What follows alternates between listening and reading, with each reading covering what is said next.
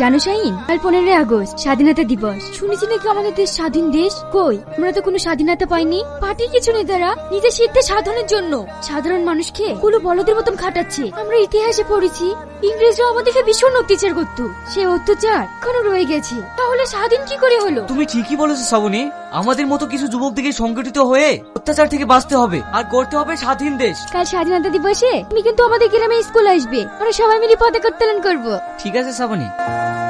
আজ 15 আগস্ট স্বাধীনতা দিবস। এই দিনে আমাদের দেশ ভারতবর্ষ স্বাধীন হয়েছে। এই স্বাধীনতা কিন্তু আমরা এমনি এমনি পাইনি, অনেক রক্তের বিনিময়ে আমরা পেয়েছি এই স্বাধীনতা, স্বাধীন দেশ। শাহিন, আয় আয় সাইডে দাঁড়া। এখন তোমাদের সামনে আমাদের স্কুলের প্রাক্তন ছাত্র শাহিন মন্ডল, ও কিছু এ বিষয়ে তোমাদের সামনে বলবে।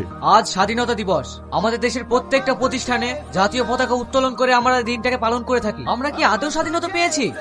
যদি পেয়েই থাকি তাহলে মেয়েরা রাস্তাঘাটে লাঞ্ছিত হচ্ছে কেন? কেনই বা আমাদের মা বোনেরা রাস্তাঘাটে স্বাধীন হয়ে বেড়াতে পারছে না? কিছু রাজনৈতিক ষড়যন্ত্রে কোন রাজধানী লেগেই আছে। কত মায়ের বুক যে খালি হয়ে গেল।